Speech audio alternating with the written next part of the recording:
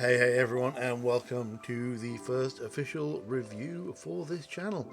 Um, just gonna run through a few things, and then we're gonna get into this week's film. Now we are gonna try and do one of these a week. To be fair, we go to the cinema usually sometimes 3 or 4 times a week, so one a week video review. It's pretty good. Now I've been doing reviews on and off, probably for sort of 2 or 3 years now, realistically, but mainly and only really sort of seriously for the last year and a half, 18 months. And one of the biggest privileges of doing this, or one of the biggest privileges I've had while doing this, is being approached by people and companies to review films, and being reapproached by this company that sent me this film we're going to talk about today, because of our previous collaboration, which is always a good sign, I think, that somebody's willing to work with you again. I've been approached to do small independent British films, such as A Dozen Summers by Kenton Hall. I've been approached to do to review short foreign films. I've been approached to do independent films, and I have also done reviews for a website called Blazing Minds. I've done a couple of reviews for them. Most recently and most notably a film called Apocalypse Clown, which was an absolutely brilliant film. It's on Netflix, will be on Netflix soon, so definitely go give that a watch. However, we are here to talk about another film entirely. This is a film that is getting a limited cinematic release from the 20th of October. It deserves a lot more than it's going to get, if I'm really honest. It deserves a big audience. This is a really solid film. This is a film called Butcher's Crossing, and it is a western, and it's a western starring Nicolas Cage. Now, I had seen the poster image for this film before I was actually approached to review it, and the poster image was enough to intrigue me. A bald, bearded, bloodied, scarred up Nicolas Cage. I mean, who wouldn't want to jump at seeing a film like that? But then I looked at the description and the details of the film, and I paused. Nick Cage in a western. Not a phrase or a combination of words I ever recall hearing before, and honestly, it's not a combination of words I ever thought I'd hear. It's certainly not something I'd ever considered personally. I put the film on, crossed my fingers, and I'm going to say this: I uncrossed my fingers quickly, and they stayed uncrossed. I was pleasantly surprised at this film. Now, it is based on a book by John Edward Williams, called Butcher's Crossing, and it is a book and a film now, about a particularly dark time in the young history of America. At this point, in sort of 1860, sort of for the next 20 years, there was around about 30 to 60 million American bison. That number was absolutely destroyed by hunting, taking it down from a maximum of 60 million to somewhere around about 325. And that's insane numbers. One of the big things that I do like about this film is that they use real historical images at the beginning and at the end of the film, and those images show some of the people of the time, and they show obviously what life was like, and they also show the absolute devastation and nightmarish damage that the hunters did to the bison population. One particular image was of a mountain of bison skulls. Oh, I say mountain. It was just this insane pile. There must have been thousands and thousands of skulls in this pile. It's just really, really disturbing. It was very dangerous for the bison anyway. A very dark sort of time in the history. However, now there are around about 55,000 bison roaming in America, and they are currently being guardianed by the Blackfoot tribe in Montana. And they are one of the main groups focusing on the rehabilitation and care of those current herds of bison in the States.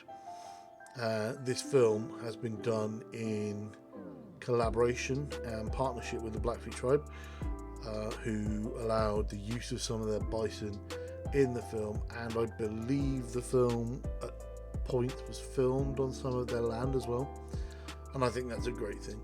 Working in collaboration with the native tribes, fantastic. If that helps them and helps everyone else, then it's a superb thing.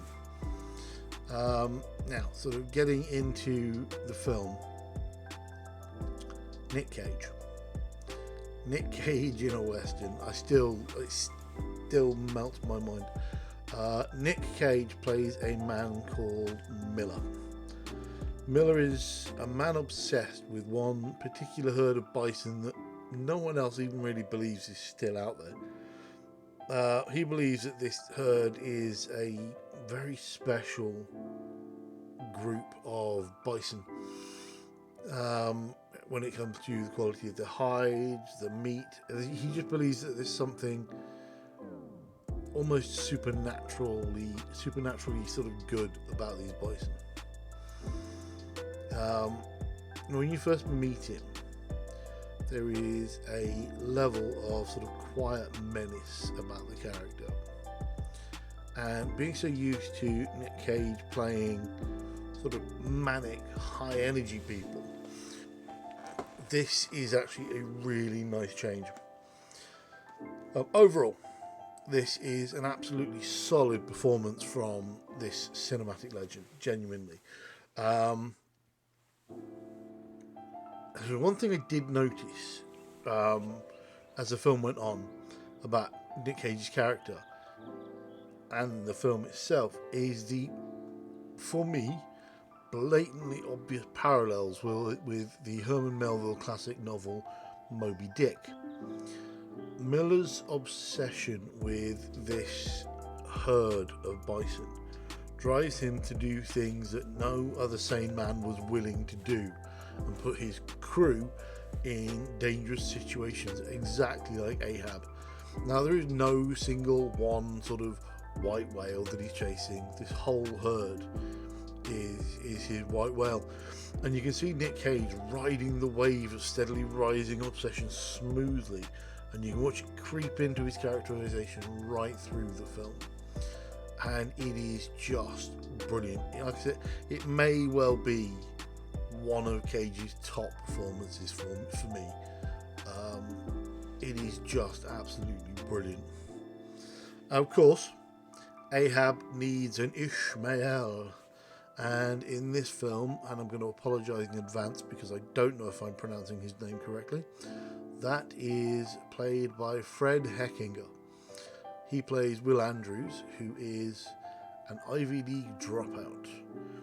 Now, the tagline for the film says, an Ivy League dropout travels to the Colorado wilderness where he joins a team of buffalo hunters on a journey that puts his life and sanity at risk. Heckinger plays that Ivy League dropout. He comes to Butcher's Crossing. Butcher's Crossing is a town in the sort of very much out of the way areas, and it's a town where there's a lot of hunters, and the life sort of revolves around hunting and everything that happens with that. Now, Andrews is at Butcher's Crossing because he's seemingly seeking a personal epiphany for his life. He's looking for something, although exactly what he's looking for is never fully sort of defined. He's looking for something that is going to change him, change his life. Now, as he gets there, he goes to see an official in the town who arranges hunts, and he passes on information that somebody Andrews knows this official, but the official guy basically turns him down. And he then goes and he finds Miller. He joins Miller. They go out on the hunt, and while Andrews seemingly gets what he wanted, I was left wondering all the way through whether or not what he'd gone through to get that epiphany was truly worth it. It's a very difficult situation and a lot of physical sort of almost danger that he goes through on a daily basis while he's out with Miller. Now, Heckinger's performance sees a young, naive, Ivy League studying young man who slowly changes over the period into a much more knowing, a much more worldly man. Now, watching him was intriguing because he's not a face I know. I looked him up on IMDb afterwards, and I recognise some of the things he's been in, but I can't say that he's somebody that I know well at all. So I'm excited to see what he comes up with after this and moving forward. And it's always great to see sort of newer talent shine in performances like this, especially when they're working alongside legends like Nicolas Cage. So yeah, it is really good sort of seeing them bounce off each other and sort of work together in what is a fairly unique film for this year anyway. Now, the rest of the cast really well put together, including Rachel Keller as Francine, Paul Raci, Xander Berkeley. Now, Xander Berkeley is one of those guys, you see that face, you know, I know Xander Berkeley. You look him up on IMDb and see dozens of films that you know him from. And Jeremy Bobb as well. The whole cast is well chosen. And while I do love Xander Berkeley and things I've seen him in, and Rachel Keller's great, and so is Paul Raci, my standout from the rest of the cast is Jeremy Bobb. He's part of the crew that Miller puts together, and he goes out on this hunt with them. And physically, he goes through more than the rest by a big, wide country mile. And yet, despite the troubles and the strifes that he goes through, he still finds time for a smile and sometimes some laughter. He definitely plans for what he's going to do when they get back to civilization. And that really, all the way through, when he starts talking about what he's going to do when he gets home, really throws up white picket fence sort of vibes. Now, if you've seen any sort of old war movies, you'll know exactly what I mean. You know, the young soldier, I'm going to go home, I'm going to see my girl, we're going to get a house and a white picket fence, and yeah, it really gives me those kind of vibes all the way through. That's a really honest and genuine, solid performance from Bob. He should be very proud of that. Now, one of the big things that really stands out for me with this film is the simplicity. And that's not a bad thing. A lot of cinema these days is wildly overcomplicated. It's just a lot of it is unnecessary. You can tell a really good story with the simplest format, and that is what this film does. The story is good and easy to understand. You don't need to know Moby Dick to understand the story, but if you know Moby Dick, you will see the parallels. The characters are incredibly relatable at times, as much as they possibly can be for people who lived nearly 200 years ago. And the cinematography is just so good. The film looks crisp and beautiful. Nothing stands out as out of time or glaringly not of the period that the film's set in. Now, I'm not an expert. I'm just a guy that loves films. And I can't tell you for sure how accurate the costumes and the houses and the buildings and all that. I can't tell you exactly how accurate any of that was. All I can tell you is that it kind of looks how I'd expect. And none of it looks out of place. Now, the director's choices, and Gabe Polsky directed this film. Director's choices for this film all work really well, and along with the performances, they've created a film that is dark and gritty at times, with some elements of emotional growth and warmth, as well as showing just how hard it was and the difficulties that people went through at the time and what an extreme period of time it was. And as I said before, the choice to use the actual historical images at the beginning and the end was inspired. It kind of really drove home the message about what the time was like and just how nightmarish the near extension of the magnificent bison really was. Now, overall, this is a really good film. So much more than I expected, and definitely up there as one of the best performances I personally have seen of Nicolas Cage. You might disagree, you might not. You may think it's his best film, you may think it's his worst. But bear in mind, he also did Ghost Rider, so, bear that in mind. Now, from what I understand, it is only getting a limited release, and that is a real shame because this is a film that feels like it deserves a much, much bigger audience than it's likely to get as things stand. If it comes to a cinema near you, all I can ask is that you please go and see it. I think anybody who goes to see this will get something out of it. Whether it's just an understanding of the time, whether it's a realization about what happened with the bison and just how sort of violent and devastating that was, whether it's your own epiphany about, your journey through life, whatever. I genuinely, honestly believe that everybody will get something out of this film. Once again, I would like to say thank you, obviously, to the Blackfeet tribe.